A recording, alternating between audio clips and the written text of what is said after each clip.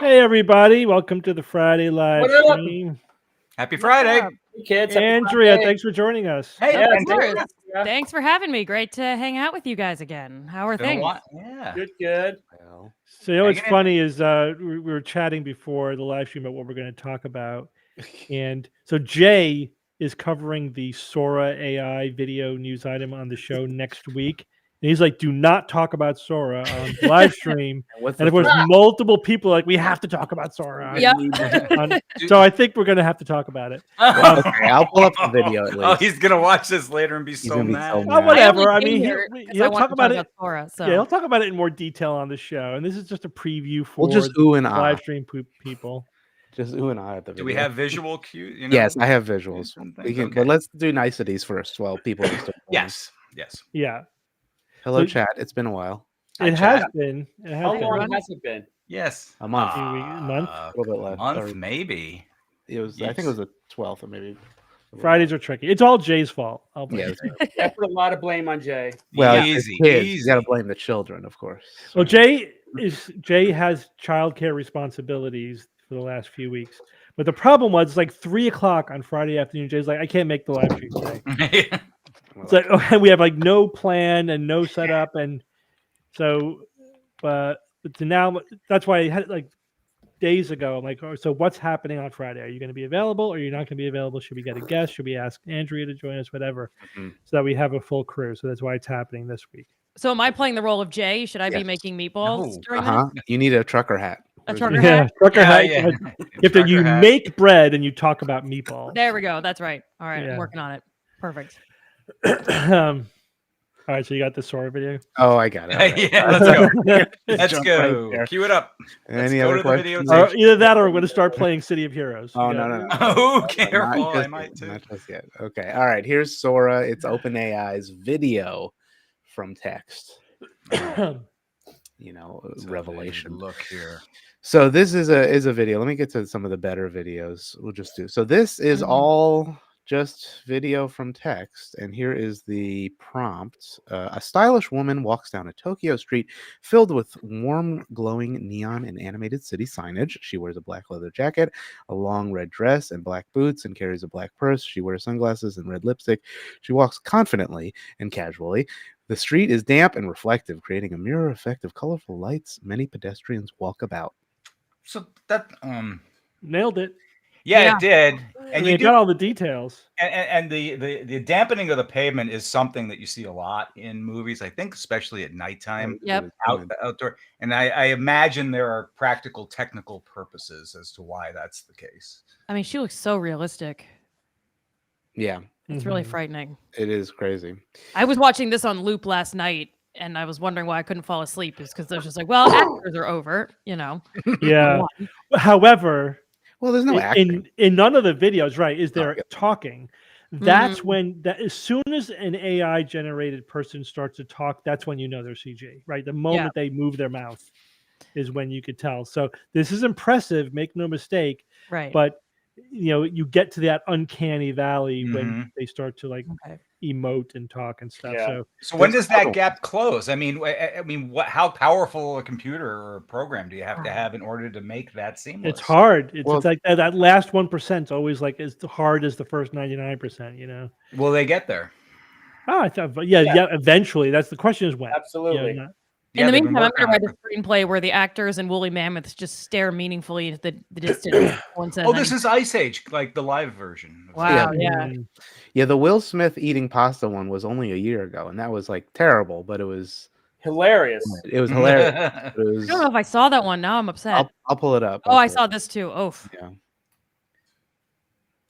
I mean, That looks like what's his name? That actor. if you think of stock footage, will probably go away. I would imagine, right? Because right. The low end kind of stock footage stuff. Yeah, if you could just on demand get exactly what you want. Like, look at this drone shot. I mean, it's like, why would you need a drone? right. Like, it's except for very specific things where you have to show the actual thing in Actual thing. Yes, but if you're But that's the next step. And I've Mm. had this experience with Midjourney and DALL-E and those things as well. Is they're good at sort of recreating random stuff Mhm. from scratch. But like if I want like here's a picture of somebody, I want this person Mm. specifically in this setting, or like same thing with the video. It's like if you like once you create an image, I want to now put that image into new contexts and new situations or whatever. It doesn't do that as well. And there are some things that it's just not good at generating. Actually, yeah, there's a good example of their hands moving in this one. Yeah. Not in this. This is kind of cool. I mean, these are like very artistic. That's kind of Rendered interesting paper. animation. Yeah, it's more like a origami. right. Yeah, Right. That's you amazing. can do Yeah, a lot of what- that stop motion Paper stuff probably feel. easier now. anything This where could be a it's, Wes Anderson movie or it's something. Right. it's stylish or abstract or like Toy Story. Why that was one of the first animated movies.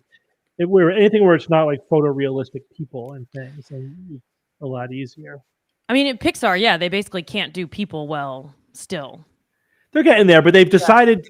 So there was basically they started with robots and insects and things with hard exoskeletons, right? Then and then monsters, and then they slowly. And we were at Pixar where they were told us about this. They where were making Brave. Was each Brave on? each movie that's Brave had like they just had come a out, I think. they had a character with more hair. Like the hair Yeah. was the thing. Hair is And interesting. then Brave was like, that was like just coming out when we were there. Like that was their latest and greatest. But also, they were getting more and more realistic right up until the North Polar Express, right? Mm. Which was smack dab in the middle of the Uncanny Yeah, Valley. that's a classic. Mhm. And then they backed off. Yeah. And then, like you'll notice, like with Brave, they're not trying to depict realistic people. They're trying to depict cartoonish people. They sort of found their sweet spot, where that works really well for CG, Mhm. where it's short of the Uncanny Valley. Mhm. So Yeah. they just sort of stopped short of the Uncanny Valley, and they're not trying to push through it. But now what they've been able to do is push through the Uncanny Valley, but not for speaking, right? That's like the last thing is because our brains are just so attuned to how people's faces move and the relationship, because we pay so much attention to, we read people's lips basically when they're talking. Right. There's just so much of our brain is dedicated to that. We can detect when things are even slightly off, even when you can't tell what's off. It's just like, that's just not quite right. Again, it's the Uncanny Valley. Right. Um, And so, not just I the don't- mouth moving, but the whole everything, face, the whole, right? everything, Eyes. everything. All the Yeah. facial muscles and everything. Yeah. They think it's related to the fact that it's because we need to be attuned to people that are like diseased. Something is wrong with this person, or perhaps, that they're dead. We're just like have this emotional reaction Mm. Like a warning goes up, like to a beware person, this. like, to a person that is off in some weird way. Right. This person Probably- has the zombie virus. Do not I let was him gonna say in. zombies tend to be the Yeah. first. Like their faces go pretty blank. And that's Yeah. and that's cross cultural, right? I mean, this is Oh, yeah. this is a human phenomenon This worldwide. one's funny because Right. nobody really looks at each other. You can. They don't look each other in the eye, and then that kid pops out. Yeah, yeah. There's all Coca-Cola ad or something. yeah. Yeah. Again, this is like the video version of Midjourney, where Yeah. it's like it's very impressive, but when you start to look closely, you start to realize the physics is a little off, and the cause and effect isn't quite make sense, and things are just a little off. Like this isn't reality. It's pseudo reality. I think the best example of this, like for those of you who have played with any of the picture versions of this, like Midjourney, is if you ask it to create something that incorporates text, you get pseudo text, right? It's like not real letters. Right. Yeah. It's like something constructed to be letter-ish, but they're not real letters. Yeah, it's like a Oh, how lucid weird. dream. Loose symbols to Yeah, represent letters. right, of exactly. a And language so or something. Yeah. Right. So you can say, oh yeah, it's constructing things from scratch. It's reconstructing these, but it's not real reality. And so everything, all this AI generated stuff is that way. And so that works well for some things, like a tree is great. Like that's how trees form, but for some, but they run into problems with certain kinds of things. Like I don't know why, but I've had a real problem getting AI to generate a character holding a bow and arrow. Like the physics of a bow and arrow is just, it cannot do it. What kinds of things does it give? So you get like components of a bow, but it's like the string is going the wrong way, and it's like you know what I mean? Like it doesn't quite. It's not put this together in the dark there, AI.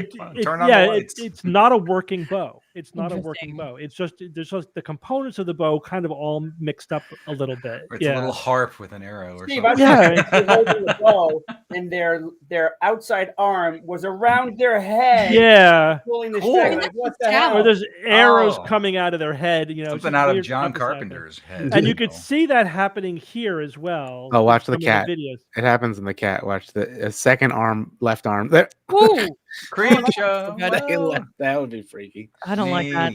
I mean, they do all have dream-like imagery, right? It's like I was in a dream that had arms, and the text wasn't really words. Right, like if you're making a movie about Cthulhu, it's perfect. Right. Right. Oh, it loves that. Horrors. Yeah. Or Edgar Allan Poe would have loved. And here too, like what are they walking on? So is this a sidewalk? What's the relationship with the street? And then when they get to the end, what's to the right there? Yeah. It's like an Escher, it's like an Escher painting. Yeah, it doesn't quite make sense. He also clips through the side of the thing. It's weird. Yeah. There's a sick burn on. I kind of like it for its own sake. Yeah. In the chat. Can you on imagine? Ryan Gosling, yeah. Oh yeah. Appreciate Can that. you imagine this in a decade or even 30 years? What the hell this is going to be like? This. Well, is right. And the Amazing. quantity that it will pour out. The rate of change. It'll make so many iterations of the same thing. A million, animals at the typewriter. One of them is going to type out Shakespeare eventually. It's going to be like that. You're going to get something perfect. Yeah. Eventually, This is 1.0. as soon as This is one. Go crazy. Yeah. Is there a max? They all seem to be about 20 seconds in length or a little less. Is that all you can generate, or is that just for this demo? Like they're 1 minute. about a It's minute. not right? open. This Seconds. is like a minute long, Oh, and yeah. it's only choppy because my browser is being choppy. It's not actually. Yeah, it's smooth. It's much smoother. Wow. Video. This is a great example. It didn't quite understand what they meant, right? So it's like all the elements are there. There's water, there's fish. It's in New York City, but it's not underwater. No, it's under the sea. Under the Several sea. layers of water. Yeah. No. I mean, they're Unless just that's a anticipating climate change. An underground city. Unless it is An in underwater water, city. Yeah. but the water on the bottom was extra dense water, like SpongeBob. Yeah. This one's pretty cute. That is cute. I think Wow. some weird physics happens here too. Yeah, doesn't like it? the head, or like Well, puppies jump all day into their- long. Yeah. that puppy disappears Oh. into the nothing. Oh, Yeah. oh, I don't and care. there's that. Oh, we're back. He's like, yeah, As long as it came back. It's the good. snow physics is weird. I don't know what's supposed to be happening here. It's just running the wrong way. I don't know.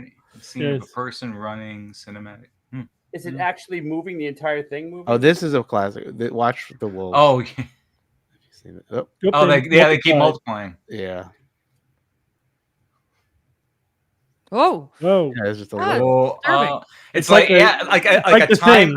time portal opened and through it are Not pouring the cute fox armies. This one is basketball through hoop, then explodes. But then another one appears and then clips through. yeah. The hard part is Yeah. like you can't. It doesn't seem like you could tell it like remove that second basketball. You know what I And mean? Like Right. That's the other it's a- thing is like, It's like what you would see in your dream. yes, that's Like Mm. things don't make sense like that in the dream. but, So like, now- editability. yeah, exactly. Now you could use ChatGPT 4. Mhm. You could ask it like, give me a picture of this, and then it creates a prompt for DALL-E too, right? oh wow. And so it's nice. It's actually good. You don't have to worry about the prompt Oh. nomenclature. You just say, give me a picture of something. But then when you try to iterate it, it doesn't know how to do that. Like it doesn't understand what I want. You know what I Look, mean? it's So floating in the air. it kind Make of me see recreates. Stupid AI. The generic plastic chair in the desert. Weird. Oh, sorry. Oh, this That one. was Okay, weird. so watch. Uh, You know, it. Now what? You can watch her face, and it's is it like a little weird. you go evil or something? Yeah, but then watch everybody's hands. Watch every single person's hands have something Oh. odd, like this one. Oh. She's doing all Yeah. kinds of stuff. Gee whiz. So Yeah. whatever, it'll I would- get better. They I need to would watch figure- a short film based on stuff like this. I would watch Yeah. a short film. I still think you can make art. with it, 18-minute, obviously. yeah. It's An just 18-minute Yeah. project or something. it's a tool. It's just a weird one right now. I could see YouTube having an entire section devoted to this. I'm afraid that this type of stuff is just going to overwhelm all video online. Just overwhelm. Mhm. Because now you can make video without even trying. You already could with stock footage, slap your text on the front of it, and now it's So- even easier. Someone sent me a email pointing me to a paper published in a peer-reviewed journal called Frontier, and they said this seems like it's AI generated, and it clearly is. Like the whole article Wow. was AI generated. The included pictures are clearly AI generated. Part of how you know is because the labels are again this pseudo text, like it's not even real Mhm. text. Mm. Yeah. And Symbols. I don't know if they were trying to get one by the goalpost there, or if this was a test to see if they would pick it up. But clearly, Where was it? no human laid eyes on this paper before it was published. Wow. Right. And now there's just a notice on the website, like we're aware of the concerns that have been raised about this article, and we're reviewing it. It's like, dude, somebody published an AI generated article. Where was Yeah. this? Published where? Frontier, which I don't. Oh, it's, Frontier. I don't know what that is. It's But that publishing through our wage supposedly it online got journal. through peer review. Or whatever process. I don't know if they have Right. if they It's a peer review. actually peer review. It's probably a pay to play kind of Right. predatory journal. Right. I would imagine, given that they published something that was clearly Right. AI generated. I forget yeah, if I mentioned this here, but we had a student who was caught cheating on an assignment where they used ChatGPT, and some assignments we allow it and some we don't, just sort of because it is a tool, blah, blah. But this particular professor was like, no ChatGPT, you got to do your own work.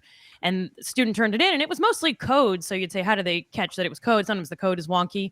But the student apparently left the language in from ChatGPT that was like, The prompt? hey, Jeremy, sure, I can help you with this. Oh Here's yeah. this. And then at the end, I hope this was what you were looking for. And so the professor caught it immediately because they kept all the like ChatGPT chat. I mean, that's just lazy. It's just lazy. Yeah. Yeah. I mean, he didn't even edit what ChatGPT. You gave have him. to read what the hell the Exactly. thing Doesn't that wrote break your for you. code, though? How Exactly. could that? I guess. And it then was the a comment. student's defense was that they often talk to themselves, and that was just their own internal. You're like, just don't even try. That's crazy. Yeah, That's the worst. it was defense. amazing. It'd The be dog easy to ate it. set somebody up, though. Imagine you get someone's code and you throw that in there, Mm. Right. and it's like, and if he says, "I didn't put that in there," I didn't, who'd believe him? That's It's a great right. way That's to- right. Mm. Students Oh, should great. be training each other. for Academic doing well. sabotage. Yeah. That sounds like a new upcoming Well, field. you Great. got to go to the metadata. Yeah. That Yeah. may show. Oh, great. Well, I mean, really, I that think could be we're- fake too. Aren't we supposed to have tools to help us decide what's AI Mhm. generated and what's not? AI You define know, what that- basically, a professor could say, "All right, here's the student submitted this. Let me feed it through the Interpretron 12,000. and it's going to tell me, yeah, this is 98%, No. probable that it's AI. It'll never work because it's an arms race, back and forth, back and forth. You'll never know for sure. Like But whatever what the you're just gonna signature let is it they're you're just gonna detecting. let it go on. But wouldn't there be But why couldn't you know for sure? I feel like Why couldn't once it AI reaches- detect other AI? Once it reaches, Probably because does to a it's a degree. constant battle of improvement back and forth Yeah, between arms the AI that tests it and the AI that generates it. It's a constant battle. You never know who was ahead during that At that specific moment, period of time. I think like teachers need to fashion assignments that are ChatGPT proof, meaning Right. that it's like even if you use ChatGPT, it's not going to help you with the assignment, Right. right? And in fact, I think that I know it's easy for me to say, but and so we're basically telling teachers you got to completely reinvent how you teach because of technology.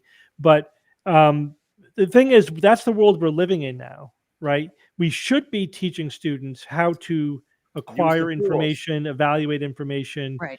Like, what is the human intellectual added value here in a world with ChatGPT or whatever?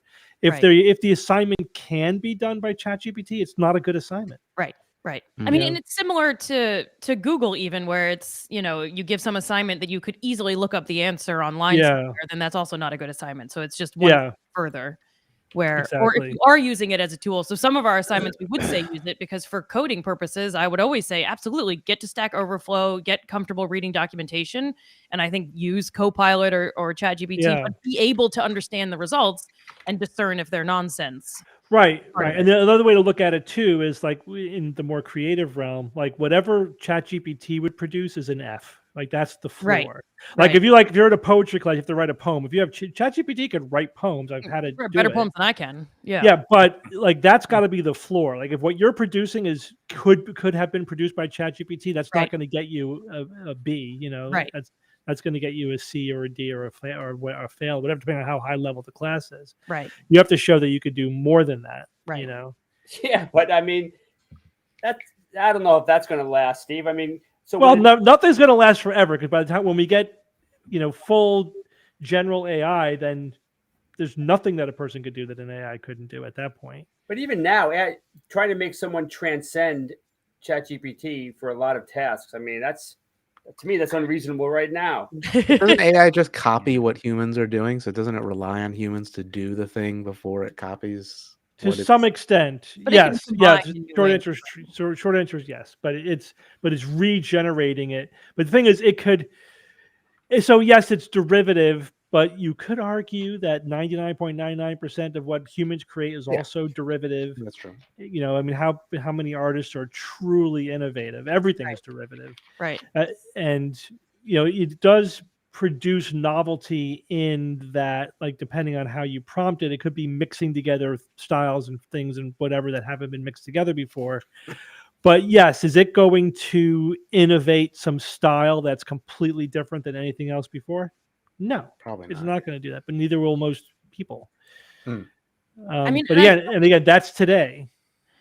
a question also that comes to mind from when Evan and Bob were talking about detecting AI is it going to be the case? Do you all think it'll be the case that it'll be hard to even draw a line as to whether something was human created or AI created? Like, I feel like we're talking about it as a binary. Like it was either, Mid-Journey or I did it. But presumably there's some middle ground where it's roughly my idea, but every now and again I checked with ChatGPT to brainstorm some names for a character, and then I really went back and did it all by myself. And most of the footage is mine. Sort of like, what's the line between human made to really complicated CGI to something that's slightly more involved that involves AI? Yeah. Like, I don't think that line's going to be so obvious. Even. It's not obvious, and it's blurring increasingly. And Yeah. the different institutions, the government, whatever, are trying to define where that line is. Like they're saying, we're only going to copyright something if it was not substantially created by artificial intelligence, right? Or whatever, some phrase like that. So what does that mean? Like, Yeah. a human had to have been the primary creator of this, but that's a totally fuzzy Yeah. line, because Mm. if you're using AI as a tool, but there is still incredible artistic input from the human. Why does that matter? Right. You know, and what is the contribution of the AI versus the contribution of the person? Right. You know, it's a new world, and I don't think we've really wrapped our head around that yet. And Steve, it reminds me of an analogy you made, I think, on the live stream when we were looking at Midjourney about the transition, or not the transition, but the the development of photography, where it's like Yeah. painting is still a thing. Photography seems like a shortcut on painting. You're not really painting anymore, and then it becomes its own art form. It's So right, exactly. wielding Midjourney and Sora becomes its own. And it kind of forced the art world, Yeah. the painting world to go beyond photorealistic paintings, because Right. like, all right, that's not going to really be our thing anymore. And then all of impressionism, all that stuff, arguably sort of evolved out of that. You know, Right. so it was actually a good thing for the I art mean- world in the end. I mean, and as we're looking at the Sora stuff, it's like, how does that fit into a film school curriculum? Yeah. Is it its own class? Is it purely a copyright ethics problem? Right. And like with photography, like the real artists would want a lot of control. You know, Right. like there's sort of the automatic auto version for the end, like for the schlubs like us who just I want a picture of a dragon, whatever. Yeah. Versus like an artist who's like, I want to have total Schlub. control over the camera movement and the camera angles and the mood and all the details. Just like a photographer, like an artistic photographer, has total control over every aspect of lighting and exposure and blah blah blah. Right. All the technical things. You could be a single button press, or it could be obsessive control over every technical detail. It'll be the same thing. The real artists who are using CG, you'll be like, I'm getting in the code and altering all these variables so that it's producing something that's my vision. Again, it's my paintbrush, but it's not the artist. I'm the artist. So I could see that happening as well. But it's, again, all these lines are just massively blurred. Steve, that reminds me of I got my boyfriend a telescope a few years ago, and problem number one is we live in New York City, so I don't know what I thought we were going to look at. Mostly we've looked at You look at your neighbors. Yeah, well, yeah. yeah, we're can good see the friends sun. on the west side, but it was like you get the automatic one where it basically you put the coordinates and it finds it and does it for you, Yeah. or a manual one where you have to know what you're doing. And I thought, oh, it'll be fun for us to figure out how to do it, blah blah blah. No. We've never looked at anything but the moon and a hotel across the street because I cannot figure out the manual one, and I was too egocentric to, or I had too much ego to get the automatic one, so I can't use it. So I should have just gotten. It's like a Totally. point and click camera is what I need because I cannot take a good picture with a real camera. It is hard to Yeah. find stuff with a. First of all, you need Even to. the moon. All I've got is the moon. Harder than you think. I mean, so even with the automatic one, you need to get the equatorial mount correct, right? It's got to be aligned correctly, and right, because if it's not aligned with basically, you know, the pole of the Earth, it's not going to work. And so it has to move in the same plane that the Earth is moving, right, to counteract the Earth's movement. And then you got to find, like, it'll say you find this star, pointed at it now, you know, and so it knows where, you know, you have to do like 3 points of reference. Calibration. Yeah. So now it knows where. Now then you can say, all right, now show me the Horsehead Nebula, and it will do that. Right. But getting to that point is tricky. If you are trying to find the Horsehead Nebula manual, you've got to be in either a really sophisticated amateur astronomer or an astronomer to do that. No. And that's not what you want to in the other room. Yeah. Unless this is your new hobby. Yeah. You don't want to do that. If you just want to look at pretty stuff in the sky, you want the auto one, right? Yeah. Although with a little bit of work, you could look at planets. Like you don't need to. That's easy to do. Like the moon, yeah, that's the lowest hanging fruit. But you could look at the planets on manual very easily. Okay. All right. You know, but then if you want to if you want to look at, like, I want to look at the Andromeda Galaxy, whatever, you know, then you need Yeah. I would go for either have an astronomer friend show you or get the automatic one. Do you know how big the Andromeda Galaxy is? How big is it, Bob? It's big. So if this is the moon, Yeah. it's got this width. The Andromeda Galaxy is like that wide. That's Right. all? It's shockingly wide. I mean, dude, like 3 times the It's a width. parent. It's a parent size, yeah, because it's huge. Oh, parent size. But It's it's a so parent dim. size. It's so dim. That's why you can't see Right, it without, right. you know, Yeah. basically, you know, a long exposure type of deal. Mhm. Too bad though. Imagine being able to see something in all its glory, but it's just too dim, too far away. Isn't it also so big and so spread out that like So big. when the Milky Way and Andromeda collide, no stars will touch? Yeah, Correct. probably. Really? Yes. Oh, that hurt 4 to think about. billion years. It's going to hit and then go away gonna and then hit. hit again. And Right. They then will end up as a all globular together. cluster. and it's good. They even have a name for it, milkomeda, Milkomeda. which is kind of lame. Milk No, of they need to work harder magnesia. on that. What? Yeah. I thought That's Andromeda like would have awful. been better. Yeah. But Andromeda you is got better. billions of years. But yeah, no stars will actually hit. It's very unlikely. That's But crazy. Yeah. but you know the central black holes will probably merge and the gas hits and that creates a lot of star formations and so a lot of shit's Yeah. going on. But your star is not in Someone trouble. said, yeah, it's the gravity that is what collides, not the matter. That's only Okay, partially true. It's actually the dust clouds and the gas clouds that collide. Hmm. The pressure from those clouds really do collide. Stars don't. Stars are like gnats in the Grand In the Canyon is what that In those collisions, does anything new arise, or it's just a bunch Yeah. of collisions? Oh, new Yeah. stars Star- are formed. Star formation will come There out. will be. Okay. Yeah. A new stars. a new central black hole. Our lame little black hole will get bigger and more massive. That's a big bonus. All right. Something to look forward to finally. Yeah. I'll put all my stock in big black hole. Yeah. So I wrote my blog today. Was that today or yesterday? Did you? That was yesterday. About That was a new yesterday. study. Yeah. So Andrew, you might be interested in this. All right. I know you've done some social media research. haven't you? Yes.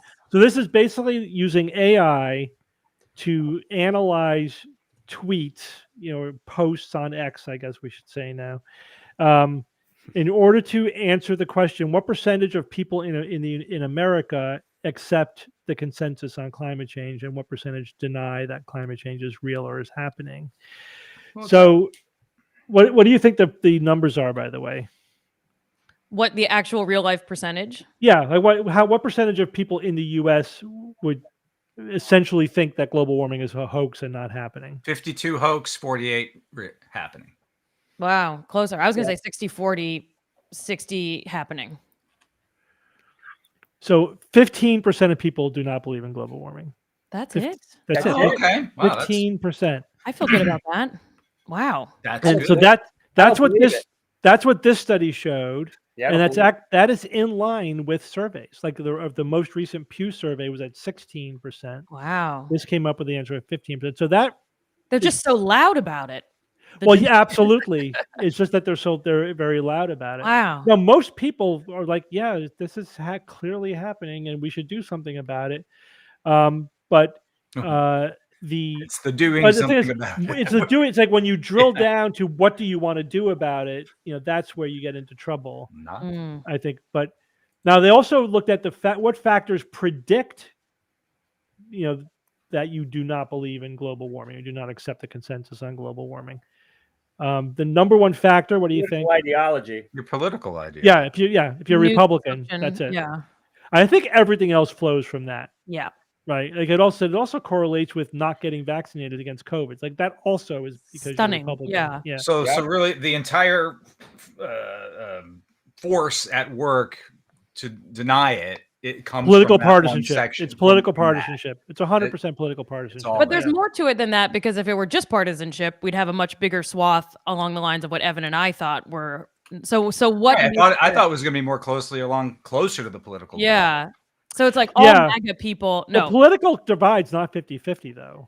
First of all, it's more like No, but if 30, you guess 40, it, you're 30. I get Right. that. But It's like 40% of people are kind of in the middle. And you have Right. 30% are like hardcore Democrats. it's a binary- 30% are hardcore right. Republicans. But the question's binary. It's not trinary. So Right. Right. But I'm just saying that most people. I just split it up most- as per. You take half the independents. But I think from here and but leaning conservative isn't enough. Like this is really Right. you have to be like a Very hardcore, I think a hardcore Republican to really, be in that camp. And then so that was the biggest predictor was basically being Republican. And then they also looked at the networks, and they showed, which is again in line with what other studies have shown, is that there are networks of people talking to each other who believe in global warming, and networks of people talking to each other who don't believe in global warming, and they rarely talk to each other, these different networks. And they also looked at influencers. So who do you think is the big individual global warming denying influencer on TikTok. on X. On X. On X. Yeah. X. I Elon himself. I don't know if he's a global. I don't know. warming I don't know him to be a denier of global warming. Donald Trump. denier. Oh well, there you Oh, of go. course. Well, he's not even on X anymore. But apparently he is. Is he I back guess on there? He's Is he on? technically back. I think he posted. He one doesn't time. use it. He doesn't maybe. really use his It truth. uses He uses his justice. own Right. format, right? Platform. Wonderfully He's named. still. But it still means that there's It rattles around in that world, and that's what about percentage of Americans are Trump supporters these days? Is that something like 40? That's like 35%. Like it's always been 35? 35%. You know, yeah. He's been stuck there for a long time. As far as being president supporter, is that Well, there's Right. because there's kind of these different levels of there's different levels. So there's the hardcore supporters, like Trump is the second coming of Jesus. That's like Right. 35%. Right. Then there's Republicans who would vote for Trump if he's like the nominee, but they're also open to other people. You know, that's like another 20% or 25%. Then there's the never Trumpers, Right. who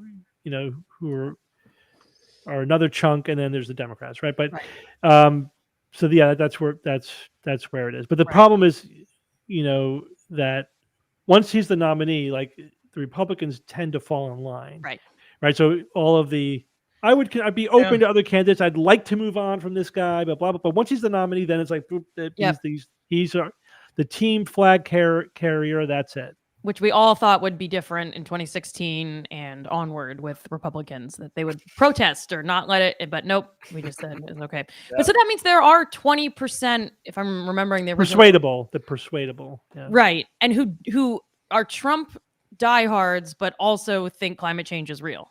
Yeah. So who are those people? I want to talk to them. Maybe they can, because one of the best ways to persuade is to find someone with whom your values almost exactly align. Because like you were saying, Steve, the two, I believe climate change is a problem. I think it's not a problem. Right. They have nothing in common, but who are the ones where I agree on everything? You won't listen to your enemy, but you'll listen to your ally. Exactly. So that was a neuroscience thing that we just. I mean, Andrew, you probably know this better than we do because this is your specialty. But from my understanding is that if you ask people outside of the context of political affiliation, partisanship, you just say like, should we have, laws that make guns safer? Yes. It's like always like 60, 70, 80% of people say, yeah. Right. Do you think we should have clean energy that doesn't pollute as much? Sure. Most people are going to say yes to like most of these kinds of questions. But then if you say, do you support the Democratic policy of building more recharging stations? Like, no. Yeah. Democrats are forward. It must be bad, right? So it depends on whether it's Shoot the messenger, not the messenger. Yeah. Right. No, completely. And a lot of the polls that you see come out, not the Pew, all these others, the really good ones are reliable, but a lot of political polls, so and so has just released a new economic policy for your district. Are you going to vote for them? Yeah, sure. Like the polling itself, even if it's not about a contentious topic, can be garbage if you're not asking it well. But you're absolutely right. Yeah. The minute you give any kind of partisan signal of any kind, then they're just not their team. Yeah. What does my team believe? Yeah. There was a really interesting study about the role of Trump, and you can only study so much because he hasn't been around all that long for thousands and thousands of studies. But one study, I'm gonna get some of the details wrong, but basically they said, hey, Republicans support this. Do you support this? And then they asked another group of Republicans that say, hey, Trump supports this. Do you support this? And the idea was, what's more powerful, partisanship, partisan identity, or Trump? And in this particular case of this particular study, Trump was a much more persuasive prime than just a regular Republican. Yeah. And typically in American history, that has not been the case, that partisanship outweighs the person. Yeah, I think we are in a unique time, at least for recent, modern history, in that, one of the major parties is basically a populist, cult of an individual person. I mean, the thing that still amazes me whenever I think about it, and it's amazing how little airtime this has had, is the fact that the 2020 Republican Party platform was literally whatever Trump was. It was like they didn't even bother having a you're right. Platform. They literally had no platform. They just said whatever. He doesn't have one. Their platform, and then you could imagine like the back room where they're trying to figure out how to hammer out a platform that wouldn't piss off Trump, and they just gave up and said, They just gave up and said whatever Trump wants, so that's fine. It really It was makes amazing. V that's- seem serious, Yeah. like TV show. It's just Oh yeah. yeah. Oh, to Yeah. Evan's point, we were talking about this just right before we went live. Yeah. The brain is programmed for learning from people we like and not from people we dislike. Right. So that's an interesting. No, yeah, absolutely. And that's in line with previous research. We talked about a study. It's been a few years now, but it was an fMRI study where they looked at the brains of people who were listening to a charismatic speaker, right? And they compared listening to a speaker that was from the same religion you are and listening to a speaker who was from a different religion you are.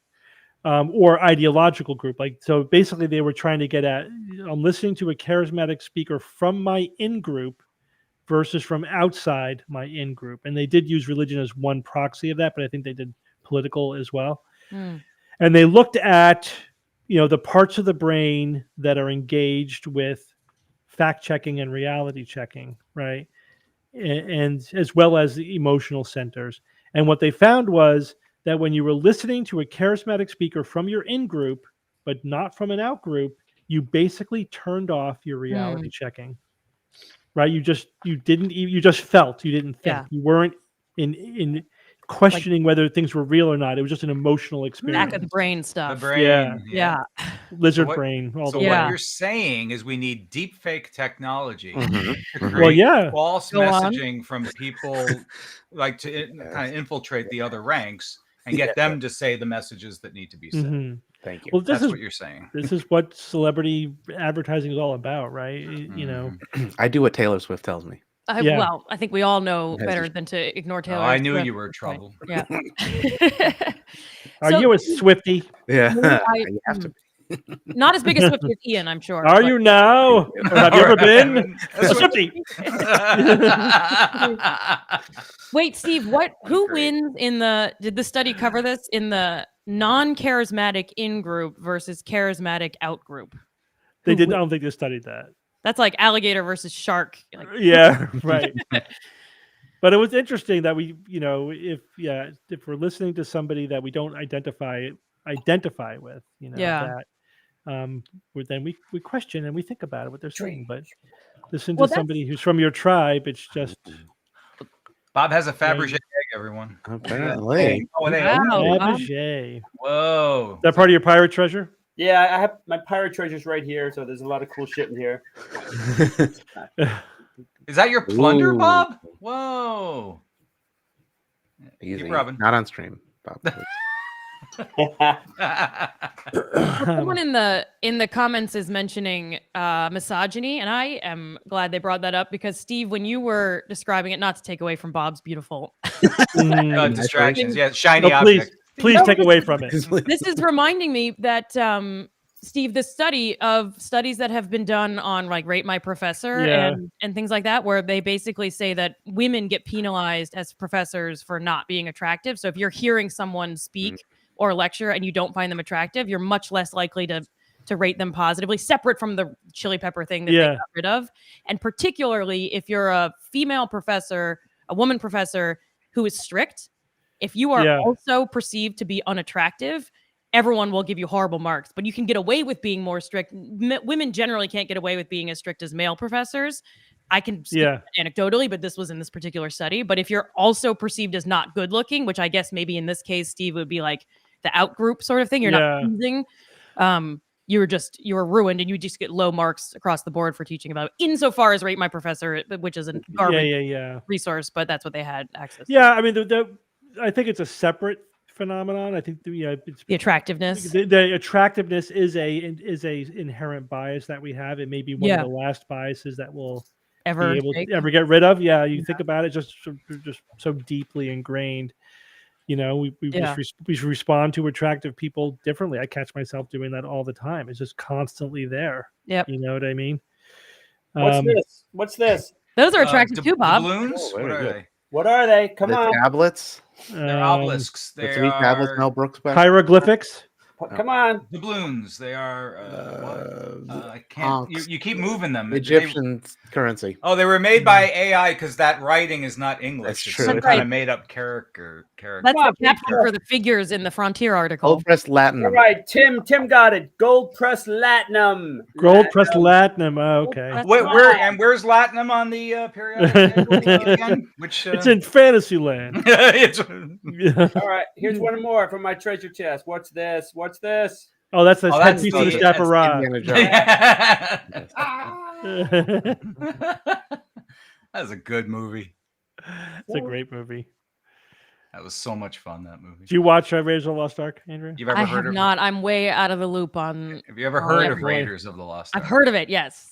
I've Have heard you of it. So- This one, right? You've never seen the first one.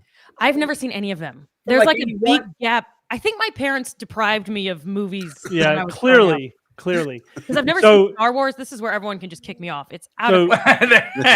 Oh, we Raiders- gotta go, everyone. Nice having Good night. Raiders is an awesome movie, and it ages fine. I watched it, not too long ago. You just try to watch it as cold as possible. Like, don't look or Okay. read anything about it. No just spoilers. go Okay. see it. I mean, I don't know how much you've absorbed from the culture Yikes. about it, I'm not. Yeah.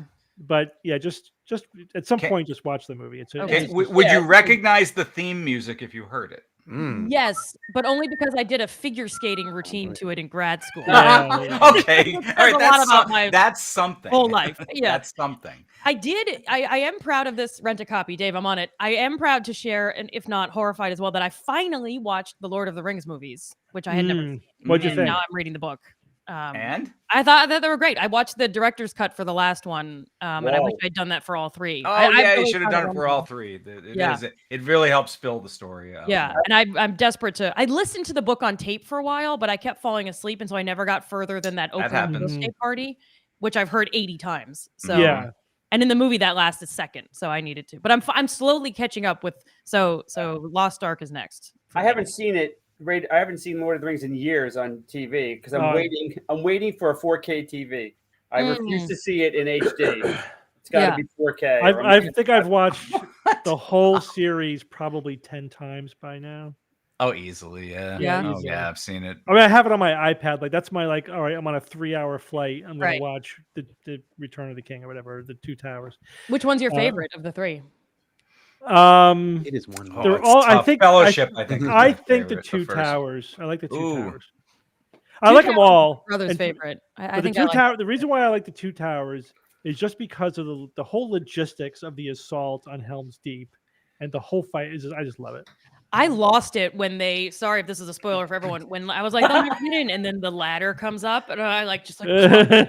And my boyfriend and brother both are obsessed with it, so they were Steve, like you. It's like sort of a comfort thing for them to watch again. So they were all too happy to watch it. So if you everyone wants to watch it again, I'll host another viewing. Ooh. But what two towers are they talking about? Shh, the thing. no That's the spoilers. question. Right. No spoilers. Someone Yeah, says, I've heard "Do The you Hobbit." honestly like the Desolation of Smog? Where is that? Why would you say that randomly? I didn't even mention anything about that. No, that was Who said horrible. The whole fight with Smog Mm, it just blows my mind. So, but Lord of the Rings, the whole trilogy was just a masterpiece of filmmaking. Like everything, like the way the music tied in with the emotion of the scenes, and everything was fantastic. Then he makes the The Hobbit. Hobbit. Trilogy, and it was horrible. The same director. it was the same director. Oh. Yeah. Yeah, it's it was Peter Peter Jackson. Jackson. It's like With 10 years of more technology at his just- disposal, but it was- and, it and he wasn't- fumbled it. it wasn't the technology. It was the No, I get choices that, but it you was the, should- it was the It creative should have been better choices because that you were have every made. advantage of 10 years of more Doesn't that always technology happen, at though? your disposal. He has It was just he has nothing to horrible. prove anymore, so he doesn't maybe work it. I don't know. I know. I mean, that's what you think. As people say, it's like, oh, but the second movie was surrounded by yes men, and he was all full of himself. It's like, Mhm. all right, I'll believe it because whatever it was terrible. Well, I mean, obviously, there's a lot of different Damn circumstances shame. with Game of Thrones, but it is kind of like, how could someone who was able to make something with such care about some set of materials fall apart? Game of Thrones, the source material was gone, they were rushing, blah, blah, but it's still the same kind of like, he obviously cares about the material, so how could he have, even with all the yes men in the world, not have done at least a decent job with the The Hobbit? last two seasons, or you know, Well- with the Hobbit. Yeah, I mean, so I mean, you could see why he made certain choices. They were just terrible, and the whole thing with there were elements of it I loved, and there were choices that I thought were interesting. I liked the introduction of the pale orc. I thought that whole thing was fine. I had no problem with that. But probably the biggest problem I had was every time they tried to make it into an action movie. Like the whole scene with Smaug in the mountain with the dwarves was just cringeworthy all the way through. Or the barrel rider scene where they added Legolas riding down the thing. It was just, what the hell are you doing? Yeah, Stop. it was beyond gratuitous. It was it was just terrible. It was shark. And jumping. if you wanted to flesh out that story, so it was 3 movies worth, there was plenty of source material in the Hobbit book. Tom Bombadil. Yep, Tom Bombadil stuff. People are saying, yep. Why not spin off? Damn shame. Yeah, very disappointing. Very disappointing. I watched it once in the theater and have not watched it since. Should I just not even watch it? Is it just going to upset me? Yeah, skip it. It's not a good. They're not good movies. Okay. If you love the source material and you will see anything that's done about it, then you might want to see it. Just so you watch Raiders first. That's a better investment of your 2 hours. But if you want to watch a great films, the Lord of the Rings are fantastic. Raiders of the Lost Ark is fantastic. None of the sequels are as good as the first one. Okay. The second movie's kind of fun. The third one is like, okay, I kind of see what you were doing here, but it was and then the ones after that are terrible. Including the one from this past year? Yeah. I didn't see it yet, but I haven't heard good Wait, things. did you say the 2 sequels to Raiders of the Lost Ark they were meh. They were okay. They were better than meh. They were not as good as the first one. Give me a break. They were not as good as the first one. Andrea, if you want to see The Hobbit, watch the animated Rankin and Bass Hobbit cartoon. You could do, you could. Steve and I grew up with it. It's adorable. It's magical. It's wonderful. But cartoon. I've watched it recently and come to the conclusion that our love of that is mostly nostalgia. It's not exactly. Don't go anywhere near the sequels, though. And Oh my God, the rotoscope. Return of the King. You will slit your throat before it's halfway. Wow. Okay. Ooh, this No. movie comes with a the Two Towers was worse. No, the second rotoscoped one. Yeah, there's the rotoscoped one, which I haven't seen in a dog's age, and was kind of like that's kind of more meh. But no, Bob, that wasn't meh. I watched it recently because Jay was showing it to his kids. They loved the whole thing. Hold up. It's horrible. It is horrible. Okay, I believe that. No, the third one though is worse. But I thought the third one was more like The Hobbit, though. No. It was AQ6. horrendous. The Battle of the Five Armies.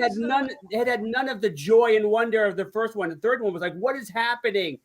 Don't go near it. Don't go near it. Oh, but you sing songs. Maybe we're talking about the same one. The rotoscoped one is the one that's horrible. That's the second installment. I haven't seen that one in so long. I'm intimate with the story. Like I know the story frontwards and backwards, and I'm watching this movie. I'm like, what the fuck is happening in this movie? What is happening? Did this become live action all of a sudden? No, it's not that. It's just like the storytelling. It's like they're all over the place. I couldn't it's a hot track mess. of what was going on. It's a hot mess. It was like plenty of good YouTube videos about those movies. So if you want to, and they dissect them very well. All right. They really do a good autopsy on them and explain why the patient died. So really, good I mean, stuff. maybe you watch it for the autopsy afterwards. I like that. Right. All right. But the original Hobbit cartoon is just adorable. Okay. I love it. All But I see it through the eyes of a 10-year-old though. Okay. Right.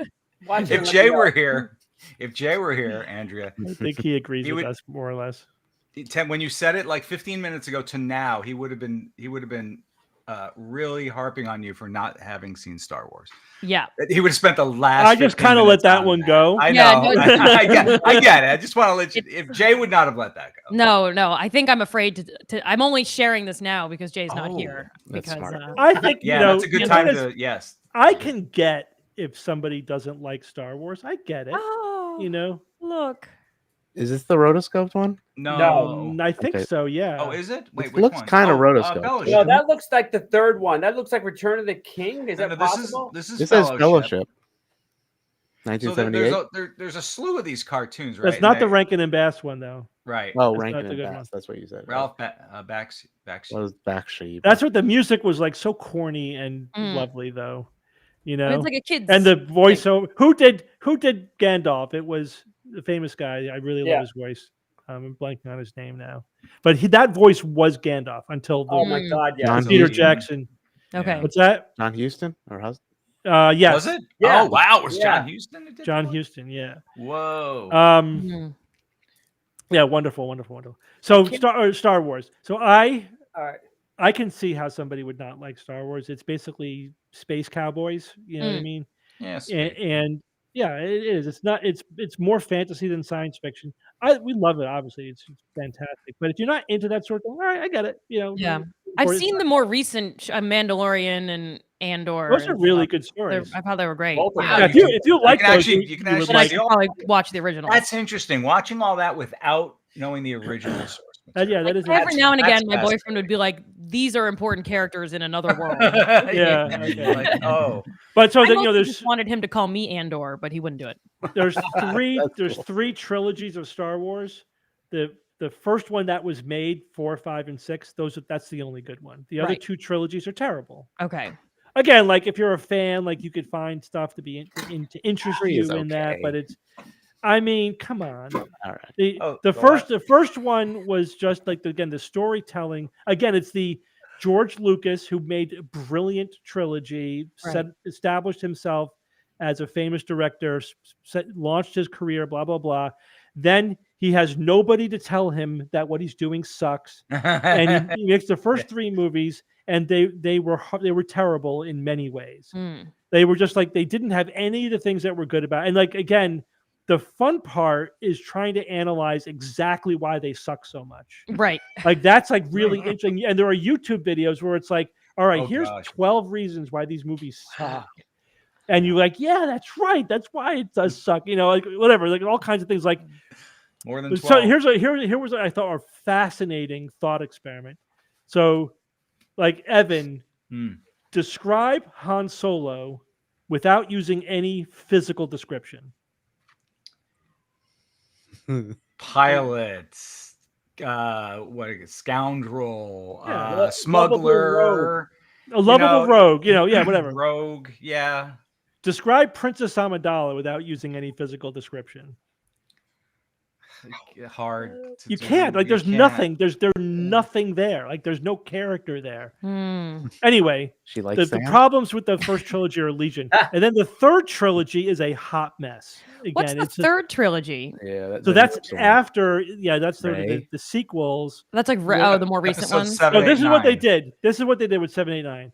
They took all the scenes from 4, 5, and 6. Like they took scene by scene. Like imagine if you had a deck of cards and each card was a scene from those 3 movies. Okay. Then you shuffle the deck, you lay them out at random, and that's 7, 8, and 9. It's like a random Ooh, shuffling tarot. Okay. of scenes from the 4, 5, and 6. Because apparently people liked those first movies. So they did it again. We're just going to give it to them again, and we'll shift around the order a little bit so they don't notice that we're giving them the same 3 movies over again. And again, it's like you could ask those same questions or other questions like, what was the motivation of the First Order again? Was it the First Order? I don't even remember. Yeah. The First Order, whatever the fuck. What was their motivation in? Where were they exactly? What resources did they have? What are they doing with themselves? Like you have no idea, like no orientation Zero. in terms of the story and what's happening. I mean, nothing. It was the worst storytelling you could possibly imagine. Again, it's like a master class on how not to tell a story. All right. It was just horrible. And part of the reason was technical. It was because you could tell I don't care. I'm not passionate about this. Right. All. No, yeah. No, you've never Part of given the it any reason thought. was because, they like there was one director.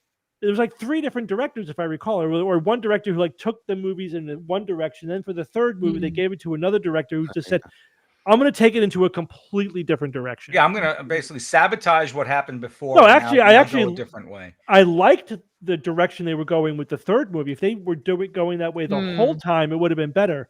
But like they took a beloved character that like probably the most beloved character in Star Wars. Luke Skywalker, right? The movie's about Luke Skywalker more than it is about Even any I know other. that. individual, That's right? much Yeah. later, but And yes, I it's mean, so- again, like we have a generation of people who are invested in the tiny details about his motivation and his character arc and the decisions that he made at the end of the third movie. Like, you know what I mean? Like, there's a lore around that character. And then they take that character in the subsequent trilogy and they just rip it to shreds and they have him do things that he would never do. Like absolutely, completely betray his character, and how are we supposed to react to that Right. as people who are invested in this? Right. Like it's not just a bad thing. story; it's completely It was both- undoing the yeah. myth Like a around this person. betrayal. Oh, it's an abomination, is what He it even is. went It to was the an abomination. Yeah. director, and it's like, I hate this, but I'm going to give you, but I'm still going to give it my all. Well, Yeah. right, because what's he Yeah. going to do? You know, Like the actor this. can only have so much control. Yeah. Ultimately. I mean, because apparently this is the only point of reference I have. It's like Game of Thrones when they just Yeah. had Daenerys be totally out of character and other. Yeah, I know. If we could Mm. debate about that, have you read the books Game of Thrones? I have not. I've read the part of the first book, but I haven't read Okay, them. this is a totally separate discussion. Yeah. We've had this discussion internally amongst ourselves about was that out of character for Yeah. Daenerys? Okay. So this is I'll give you my quick take on it because you've seen Yes. the HBO thing. So Yeah. my quick take is that it wasn't, but they Mm. didn't sell it in the show. Mm. If you really look back, and I have the advantage of having read the books. Okay. I mean, the clues were all there. Mm. Daenerys was an evil tyrant throughout the books and throughout the movies, but she was pretty. Yeah. And so she got away with it. But Yeah. she did it with a smile. She was nice. But there are scenes in the book where like a mother comes to her and one of the dragons cooked and ate her children, you know. Oh.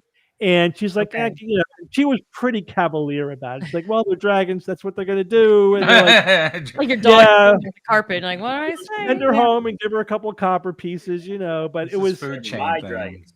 Yeah. and when she got the dragons, what did she do? She betrayed the people she bought them from, killed them all, and stole their army. And of course, we root her on because she's the good guy. But She's gonna break the but wheel and blah blah blah. She was Yeah. ruthless. She was ruthless throughout. Yeah. But- Interesting. But they didn't sell like the decision making and like her getting to that point. Right. It got to the point where it's like I could see in character why she's doing that, but they didn't make it make sense enough Right. for her thinking. Like, you know what I mean? Like, It's all super you've rough. won. You won. Why are you going to destroy the city that you're now going to occupy? It makes no sense. Right. But yeah, so but it wasn't because it was out of character. It was because they didn't make it make sense. Interesting. Because Okay. yeah, that last season was also a hot mess. Right. Right. They just sort of gave up on things like geography. Like, Yeah. Yeah. Things that took 3 seasons to cross. They were just Right. like bung, bing, bung. Yeah. or Yeah, here's yeah, I'll no. tell you, Travel. you want to hear my biggest pet peeve of the whole last Let's go. season. Let's go, Steve. I know. might as well- might You're on the stop now, couch. You're on the right? I know, couch. right? Come on, tell us all Yeah. what's So going on. all right, and it's actually my favorite episode of the season, but it was also I hate it the most. So it's the fight between the White Walkers, the final Yep. big battle between the White Yeah. Walkers and Castle Winter, right, or whatever. Oh, when you couldn't see anything? Oh, that one. So When there it were was some too dark? elements of it that were just beautiful. Yeah, it was too dark. Yeah. And there were some Hmm. aspects of what happened that were interesting, and the final scene where Arya kills the That was Night good. Walkers was great. But here you have the most brilliant tactical military minds of Westeros assembled all in the same place, and their tactics were like terrible. They were horrible. It's like, first, let's put all of our soldiers outside the barricade. Why would you put them outside the barricade? That's what the barricade is there for. I'm no Now, military wait. mind, but It was protected. All right, barricade. but Like an outside. don't worry barricade. about it. We're going to long open night. up. That's right. We're going to open up by having the cavalry, ride into the heart of the enemy and get killed. That's not how you use a cavalry, right? Mm. You let the enemy wade into a vulnerable position, and then you blindside them from whatever. Just do something You don't just run that- into it. where you're something not watching it strategic. and thinking about like, what the hell are they doing? Yeah. This makes no The sense. story was more fantasy because of things like that rather than dragons. Now I get that they were supposed to lose right up until the point where Arya killed the Night King. I get that, but make them lose because then you always want to make the enemy smart, not the hero stupid, right? Right. But they made the hero stupid. These guys are supposed to be smarter than me at battle tactics, not dumber. You know, I mean the generic audience member. Yeah, right. Right. No, because it pulls you out, and you're like, "Why are you doing this?" I don't know anything about battle, so that was lost on me. But it makes sense now that you say it. But that was a chilling scene where they all run in and then they just disappear. It was beautiful, but you're I mean, but No, don't do do it by don't be dumb about it. Come up with another way to make that Beautifully happen. dumb. Okay, come up with another beautiful scene. I mean, it just or when the princess.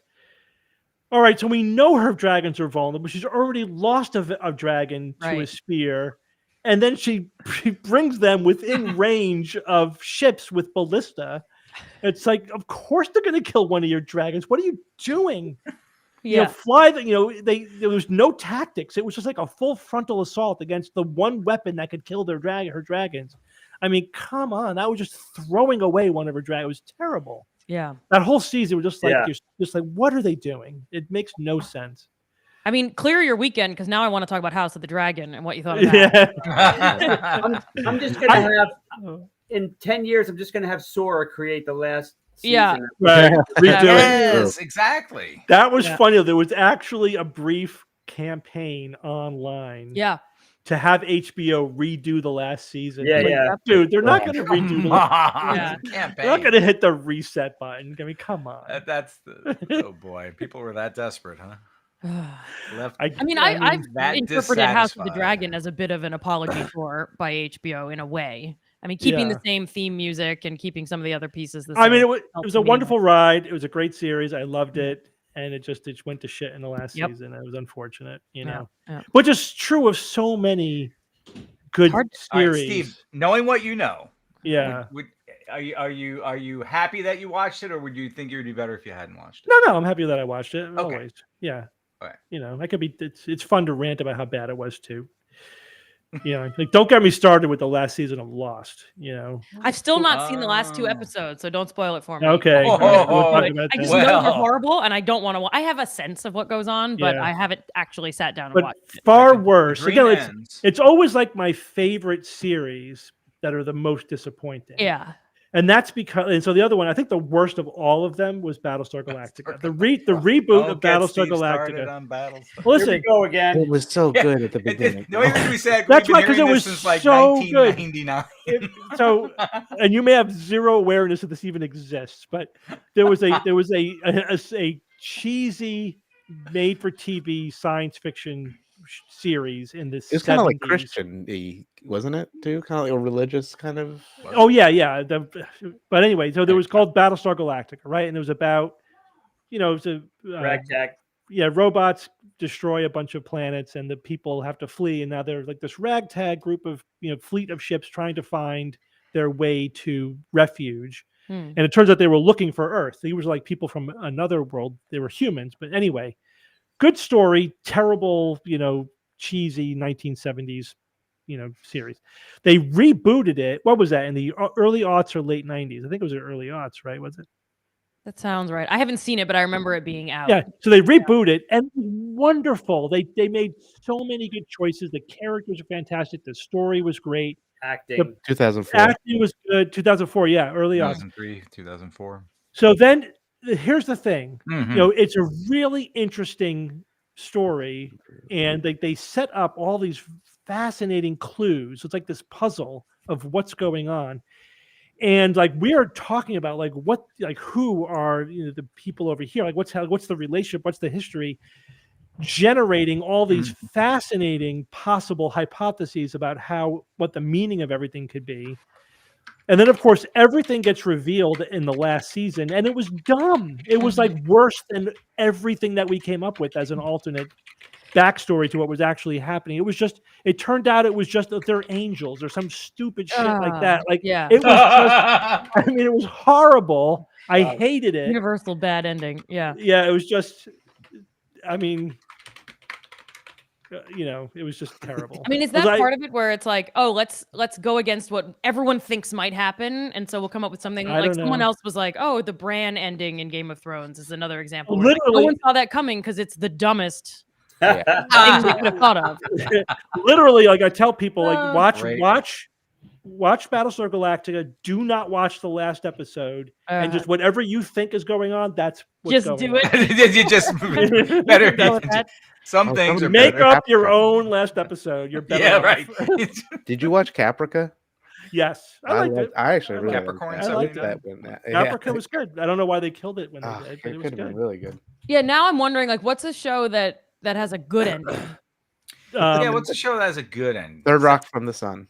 Sopranos. Breaking Bad. Sopranos. Breaking Bad. That's what I was thinking. Breaking Bad. Perry hated the Sopranos ending. Didn't that piss him off? Yeah, he Really? did. He I haven't never seen hated it. Perry literally went to his grave in denial, in absolute denial about the ending of Sopranos. Oh, he was mad for like, I don't know. And he had all these stupid years reasons why what happened didn't happen. And but Perry, that's not what. No, stop it. But he never was able to convince. I don't want to. I'm trying to avoid giving the spoiler away. In case anyone I know the hasn't last seen it. scene because I think Hillary Clinton used it as like a political thing, but I don't know what iconic. The was. Yeah. Better Call Saul. Better Calls. Yeah. Oh, I haven't seen that either. Don't say. Why did I ask that? Stop. Okay. Watch all of it. It's wonderful. I've seen the first couple of seasons of Better Call Saul, and they're excellent. But Deep Space Nine had a good sort of wrap up at the end. Okay. It was all right. No, there's plenty. The thing is, it's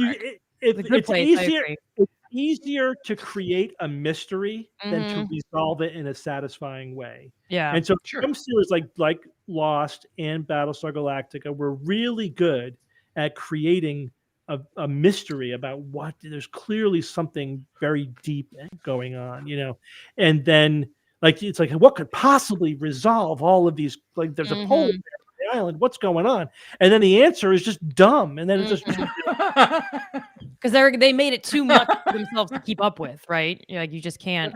All right. Like the Matrix too, like the MASH Matrix was good, brilliant. The second one was better. It was it's like it set up this incredible mystery. The second Matrix, the middle one, where it's like, oh, like he has powers outside the Matrix. How is that possible? What's going on here? Better than the first? No. Well, I mean, it was a really good middle sequel of a trilogy, and then the third one was like again. It was like just yeah, right. You don't even remember it. What I loved, it was the animated prequel to the Matrix. Yeah, and the Animatrix. The Animatrix.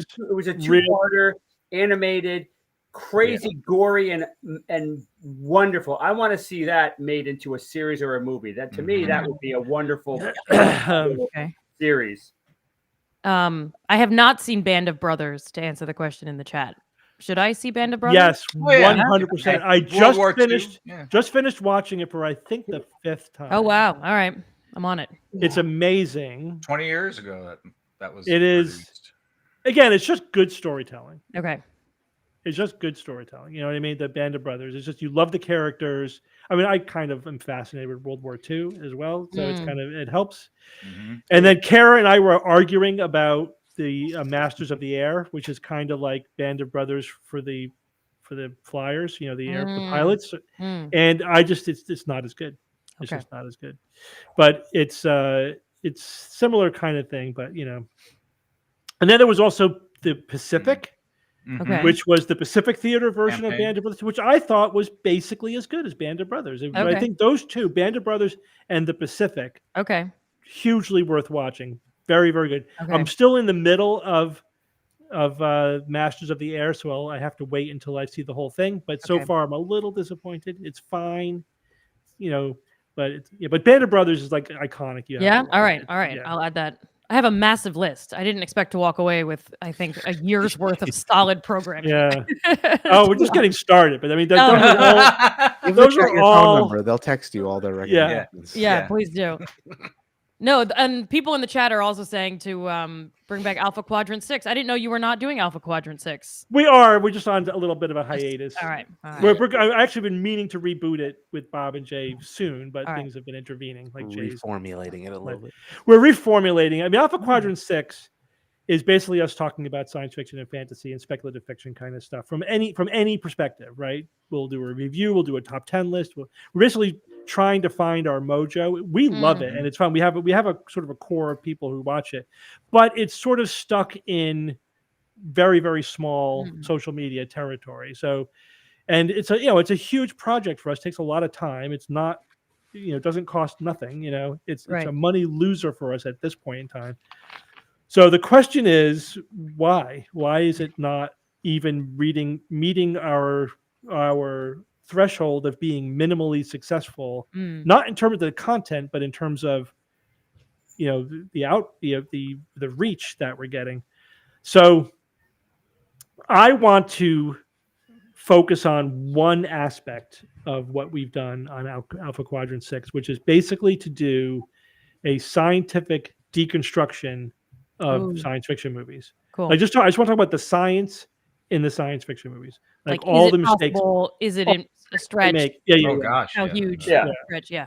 That's enormous. And I just want to do that for 6 months and see what happens. I don't know, but it's just this has been the story of the SGU, which is that we have a successful podcast, and it's like just impossible to catch lightning in a bottle twice. Like there's there is nothing. I mean, the books have been successful, but there's really nothing social media wise that we could spin off that is in any way even an order of magnitude as successful as the SGU, and not for lack of trying. Right.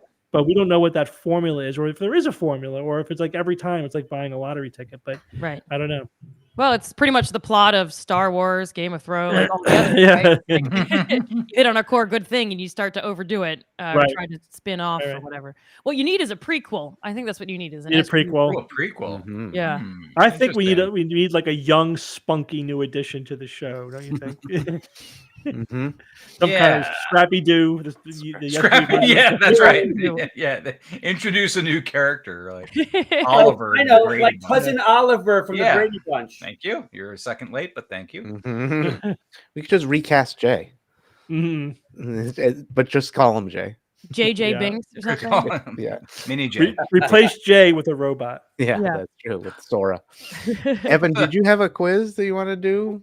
Do we have time? We're kind of close. Can we do it? Do it quickly. I don't think it takes that long. All right. Let's try it with Andrea. All right. I have to do some kind of share my screen button here.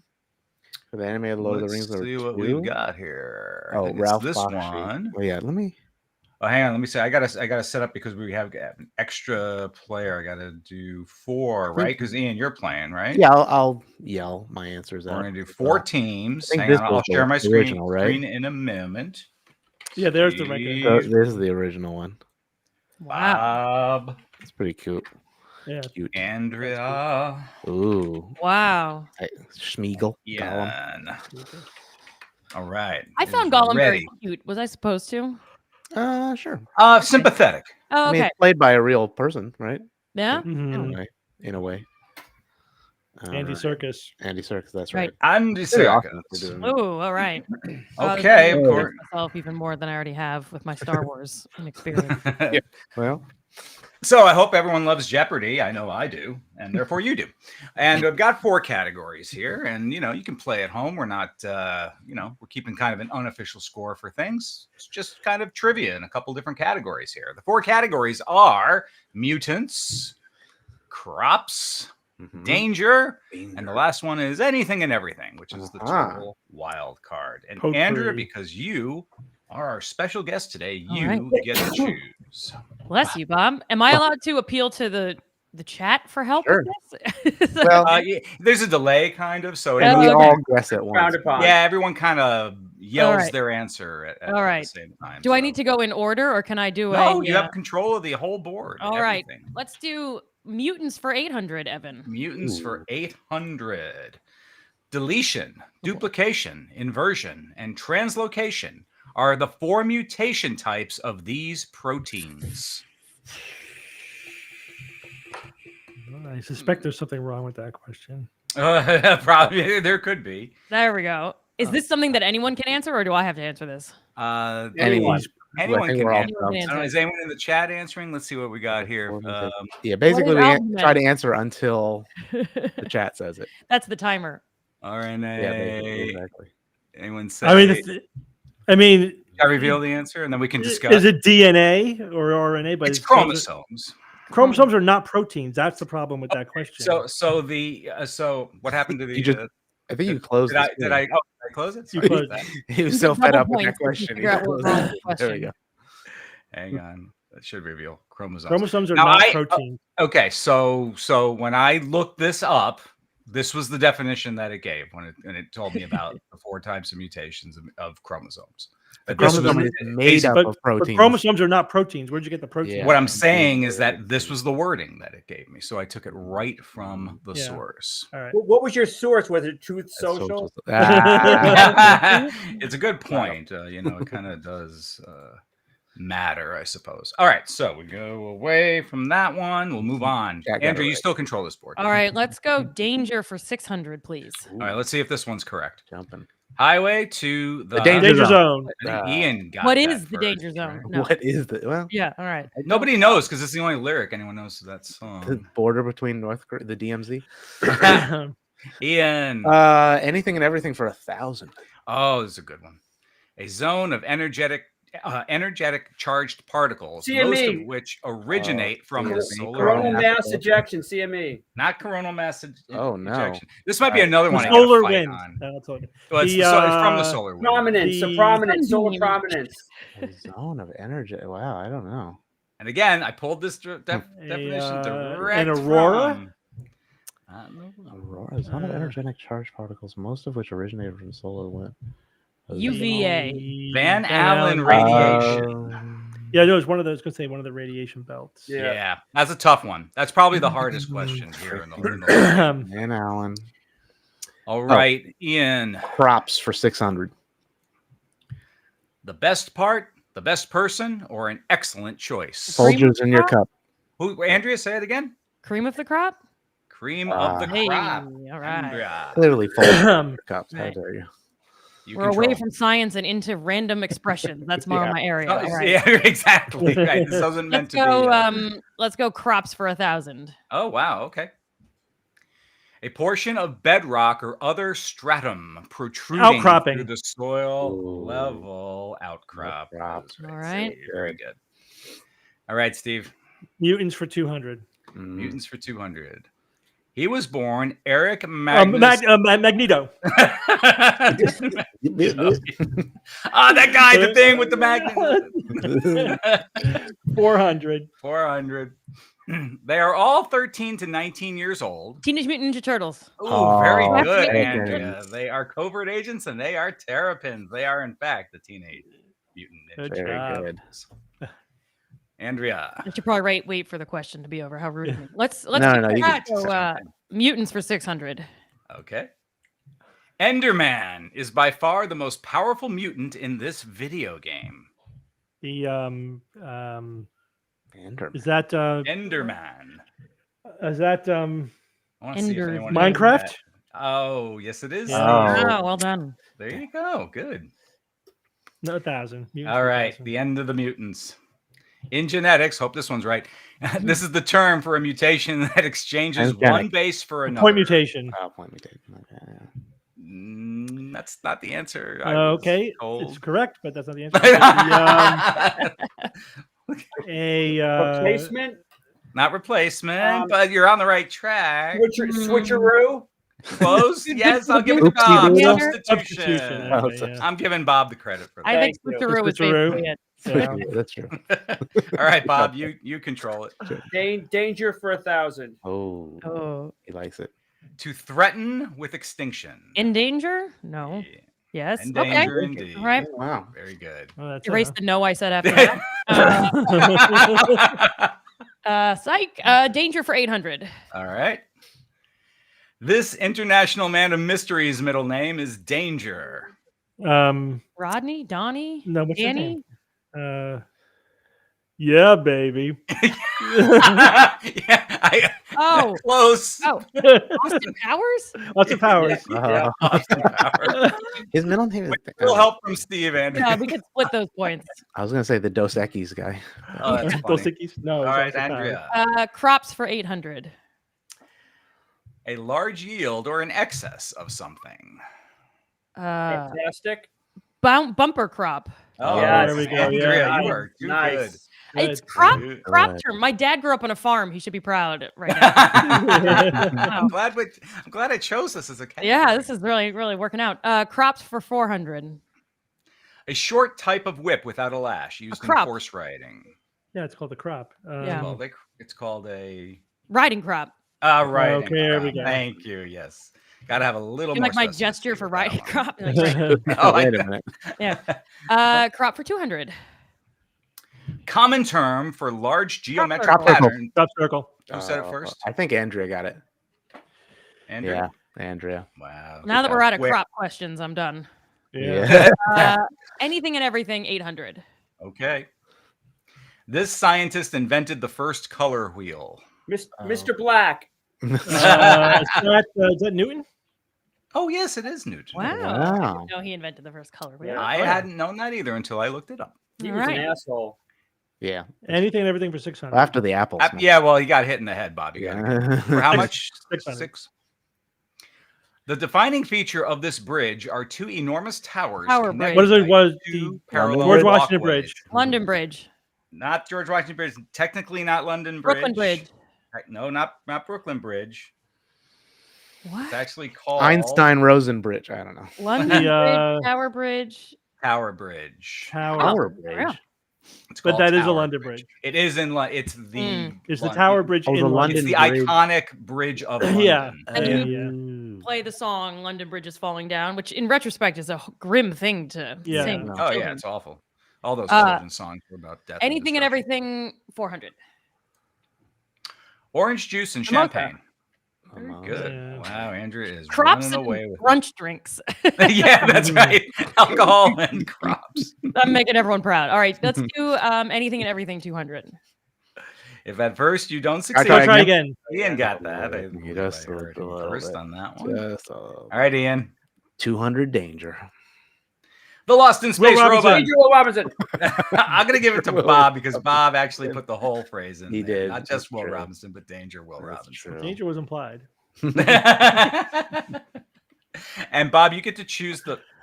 Jack Ryan is the protagonist in this 1990s political novel. The category is danger. Yeah. Danger on the high seas. I don't know. Not Red October. Jack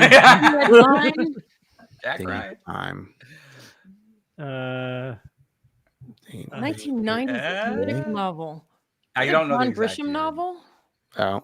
but the name Danger is in the title. Clear and it's Present Clear Danger and for the Present cat. Danger. Hey. Chat, yeah, the chat got it. chat. Dad got it. Did they? Chat We got should it. add one All for right. got cat. So give them Yeah. points. Chat gets bonus points for having the last question. But Andrea, you kind of ran away with it. This Good week. job, Good Andy. Thanks for job, all the yeah. crop questions. Well Who knew? done. You lapped us by I know so many. whole category of something For you're an my expert in, dad's and I Iowa had no roots. idea you were an expert Wonderful. in that. Mm-hmm. So, All right, I got Indian food waiting for me. I am not. Ooh. Oh, I wish I had Wow, Indian food waiting great. for me. What a good idea. That's such a good idea. I've got Indian food waiting at Bob's house for me. So Oh wait! Yeah. Oh look, I'm having technical difficult. and he's gone. Oh, and he's gone. Wow. That's Bob's way Wow. of Bob's saying, farewell. "Go on, Samosas Krabby." mean more to him than we do, I guess. All right. All right. everybody. I guess All right. we're done. That was it. 6:30. We'll see you Fun Friday. again. Thanks, Andrea. Yeah, thanks for joining us, having me. Andrea. It was Always great to good hang out to with see you all. you. Thanks for all the movie recommendations. Thanks Yep. everyone in the Get chat to as work. well. Yep. Yeah. Yep. I'll report Yes. back with some book reports for you. Absolutely. All right. Cool. Cool. All right. Bye, everybody. everyone. Thanks Good night, again. everyone. Bye. See Night, you Ian. later. See you next time. See you guys.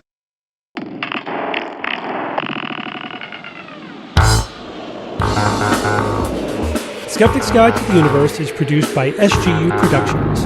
dedicated to promoting science and critical thinking. For more information, visit us at theskepticsguide.org. Send your questions to info@theskepticsguide.org. And if you would like to support the show and all the work that we do, go to patreon.com/skepticsguide and consider becoming a patron and becoming part of the SGU community. Our listeners and supporters are what make SGU possible.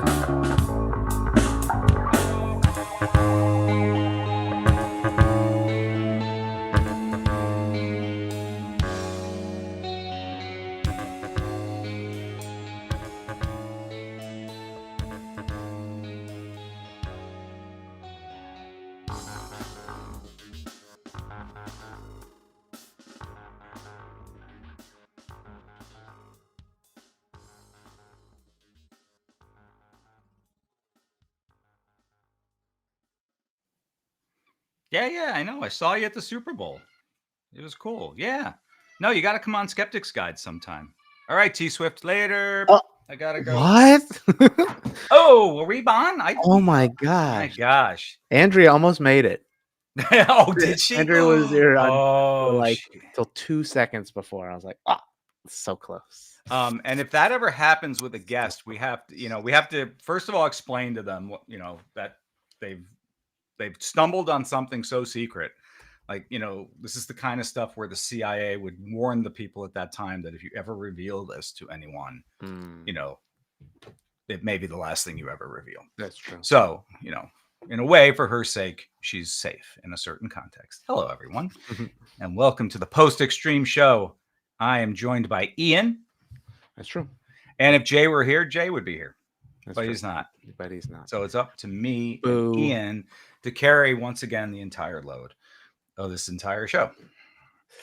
Classic. Where are we going? Where are we going with this, Ian? Us. I was just gonna say, I think, what was the percentage of people that were at Taylor Swift? I think there were 100,000 people at her most recent concert in Melbourne. Oh, I believe that. Sure. Of a population of what, 25,000, represents a 0.4% of the population of Australia was at a concert, I guess. That is Bee Gees levels. I mean. As far as Australia goes, that is Bee Gees level celebrity. Pretty up there. And the Bee Gees are no joke in Australia. Yeah, so no doubt about it. T Swift, hey, good for her and all her success. Yeah. So, I mean, she's, powerhouse. Crazy. Oh, yeah, most certainly. Melbourne. And if she were to come on the show, and bring a couple trillion fans with her, that wouldn't be a horrible thing either. I'm working on it. We'll get it eventually. The Pink concert? Oh, Pink. Bee Gees, yeah. Yeah, all right. Let's see what kind of questions. Were there questions that were asked of you know what? the audience that we didn't get? I didn't check Discord. Sorry, Discordians. That's all right. I'm Jason, rusty. correct. Steve still doesn't know. Proof that he never watches these things. Yep. That they don't check the Discord. Although I will say thank you, Livestream chatters in Discord who post the birds every week. I should start taking those and sending them to Steve and Jay and be like, Discord is rioting because they're you should, rattle the cage, and they're sending birds at me, threatening birds. Here's a question from TC Skeptic. Any progress on the Dr. board game? Yes, there is progress. We are working on it, and we've gotten it to a point where we are about to make the first. We have it on paper, but we're going to start putting it into actual pieces and components now, and start to do our initial sort of first runs of play testing. I mean, it's raw. This thing, but it has begun and it is absolutely on its way. So more about that in the hopefully near future. Mm-hmm. What else we got? Any neurological questions I can? Yeah, definitely. Who is the Rogue's favorite villain? Oh, Rogue's favorite villain. That's actually kind of fun. Yeah, favorite villain. Boy, it's hard to speak for everybody else. I mean, I think the first name that comes to my mind, I guess, is Darth Vader, but specifically Darth Vader in Empire Strikes Back. Felt that was his peak evil. And so, like, really, really a Yuri Kell or something. And I thought, I mean, if we're talking about like kind of the one-offs, in other Mhm. words, like Heath Ledger's portrayal of Joker is the best of them Oh, all, and certainly, he yeah. and his representation of chaos and evil in the entire in that entire series, frankly, I thought was just phenomenal and worthy as a Batman, comic book reader and fan growing up and kind of all my life. That was the closest to peak Batman and villainy in Batman that I think there's ever been in all the mediums of Batman. So that's probably my favorite villain, was Heath Ledger's version of the Joker. Yep. What do we got for? Are we looking at Taylor Swift here? What's Tay-Tay. Jack let's see. Sweeney, the plane spotting student? Oh, yeah, there's that. like Yeah, that's plane. right. I think somebody was doing that to Elon too, and he banned them. They were, yeah. No, I guess, and it happens to others as well. The age of privacy is gone. Yeah, the Taylor Swift one. Did he? Who knows? All right. I guess he did. Any other deep scientific questions I can ask without getting pilloried by Steve? Oh, that's and true. pummeled? Zorg from the Fifth Element. chromosomes and the bad. Yeah, that's true. Zorg, Zorg from Sure, the he's Fifth Element was great. Although I do like Ursula. Ursula is one of my favorite. Oh, Ursula from Little Mermaid? Yeah, she's just she's a mood, as you will, you know what I mean? Mm-hmm. She's serving it. Oh, it was the same guy. So he's on a mission. He's on a mission from God. Well, okay then. It's good to have goals in life. Sure. I suppose. I in a way. All right. How's which game first? How's it? Which game first is good. We're putting out episodes. We're back to kind of a weekly schedule. We had a little some hiccups last year in which we were kind of putting out an episode every 2 weeks, but we're pretty tight back onto the weekly release now. And we just, has it gone up yet? I think we released our best of 2023, our awards show, which we call the Firsties. And you can catch that now at whichgamefirst.com. Also, we've been getting some more traffic on our Monday Night Live board games. We do that at 8 o'clock on Monday nights, East Coast time, US, in which we learn a game online. Usually we play something at Board Game Arena, which is the most popular online board game. And we live stream it, and you got to watch us kind of on the Twitch. Yes, absolutely. We're on Twitch, we're on Facebook, and we are on YouTube. You know, it's a fun game that I just started like getting kind of addicted to because it's just kind of a weird one.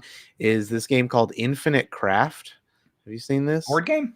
No, it's not a board game. It's like an online game from this guy Neil.fun. So like you have to basically find words by dropping words on one another. So fire and water make steam, and then like steam and earth is mud, and if you put mud, you get clay, and then so there's a fun game. What's the goal? There's a fun game where you could be like try to get back to the future. You know what I mean? And like so, I how see. do you do that? And so you need to get time somehow, so that eventually you'll get like sun or something like that, or you'll get like, America, I think, is if you add water and water, you get lake, and then more water is an ocean, and then Earth is a volcano. Somehow you get continent.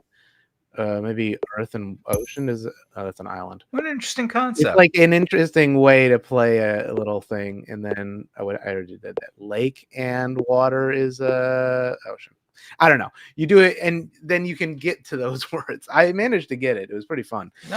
But it's a fun little game to play. Word exercise. Yeah, word like puzzle. Even if you're racing somebody else too. Like you have two people playing it, and then I was gonna have you guys play it. Maybe we'll do a gaming stream with this. That would be fun. Guys try to get to the word as fast as possible, which is kind of cool. A fun idea.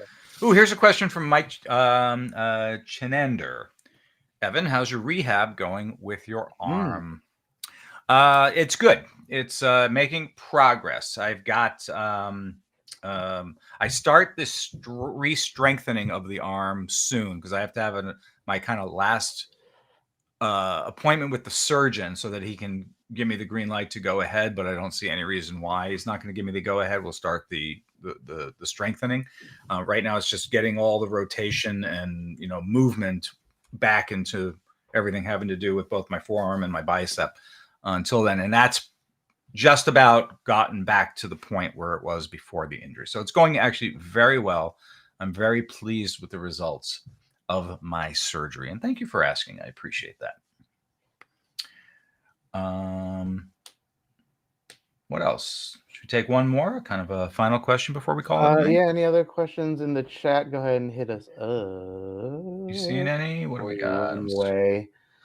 Yeah, a lot of people with the villains and stuff like that. Oh yeah. So the eclipse. Yes.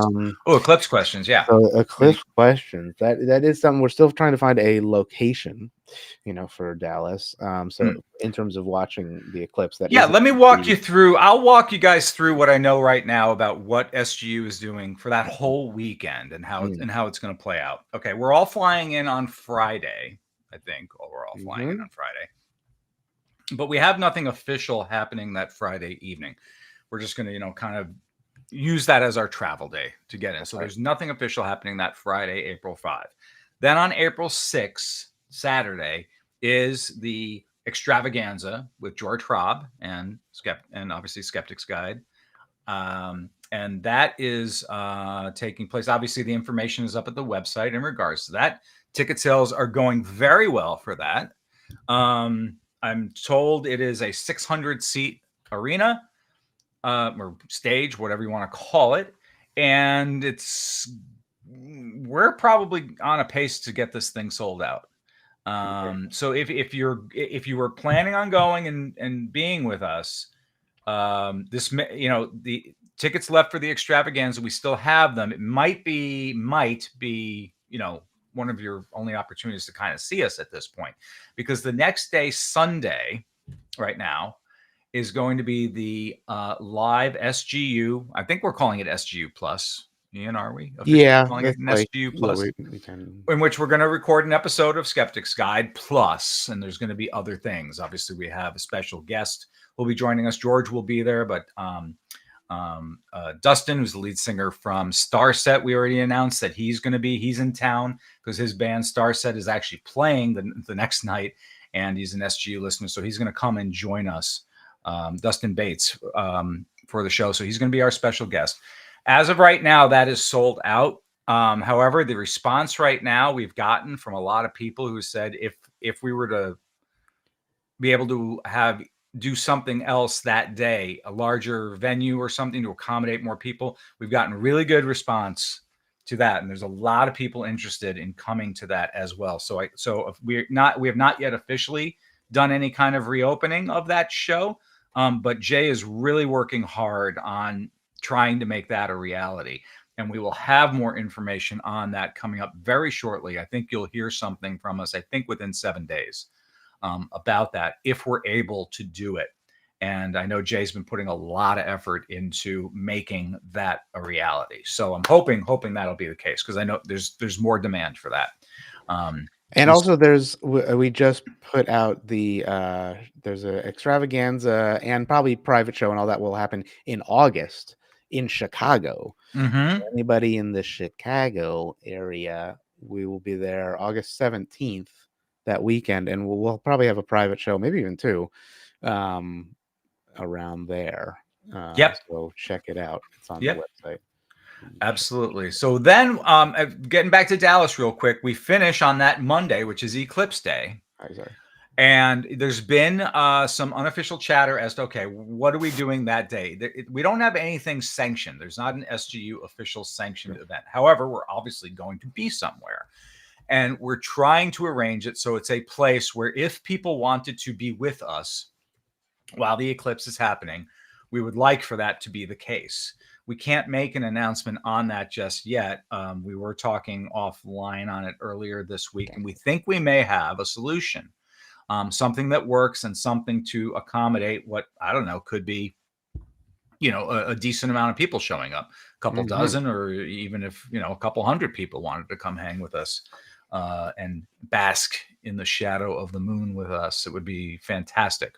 So we are working on that as well. More information coming shortly on that. We just ask for your patience a little bit more, and we will have updates on all these things coming up again soon. I'd say within a week you're going to hear some more solid updates on all these matters. Yeah, and we're trying to go for full totality in center line per Evan's demand. We are not skewing too far. I'll tell you, as close you can get to that center line is best. Yeah, That's you'll really be in the longest. But what we have in mind, I can tell you this before we sign off. For that Monday, the site we're looking at that has potential is not exact center line, because the center line is going to be in the eclipse for about 4 minutes and 26 seconds. That's about the maximum you can have. The point we're at, I think, gets us 4:18, 4 minutes 18 seconds. So that's if we have to shave 6 seconds off, okay, fine, not the end of the world. So we think it's close enough that it will work, and that it'll be enough that we're not totally missing out on a big chunk of having the totality. Because if you're just on the edges of the totality event, your time goes down. So the further you go off the center line, you get less time to bask in the total eclipse. My gosh, I hope so many people listening here make it. If you've never seen one, it is amazing. There's nothing else like it. Nothing else like it. The greatest show on earth, as I like to call it. And yes, Chicago. We're going to be in Chicago in August, as Ian said. Have we put up a website yet? Are we selling tickets yet on that? For the extravaganza, yeah, it's on the website. So go to the website for that. We haven't done the private show yet, but I'm going to say something here that I don't have license to say, but there's nobody to stop me. Sure.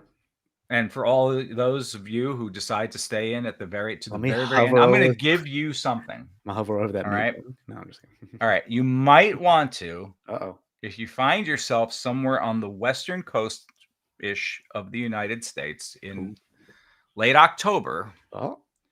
you may have an opportunity to, once again, spend time, a weekend, with Skeptics Guide to the Universe, among some other prominent skeptics. And that's all I'm going to say right now. But if you want to just make a little preliminary pencil mark on the last weekend of October for the western, definitely west part of the United States, if you're going to be somewhere around a major city around there, we'd love to see you. Cool. All right, that's it. That's all I can say because it's unofficial. That's right. Can say no more. And nobody's here to stop me except Ian, and Ian didn't stop me. And when I'm scolded later for this, I will say, but Ian had every possibility to stop me, to cut my mic off, and he didn't. So this is Ian's fault. That's true. So I have a perfect alibi. Thank you so much. Okay. Thanks for being here, Ian. I appreciate it. I needed your cover. All right, everyone. See you later. Have a good weekend. See you. Oh, see ya. Signing off.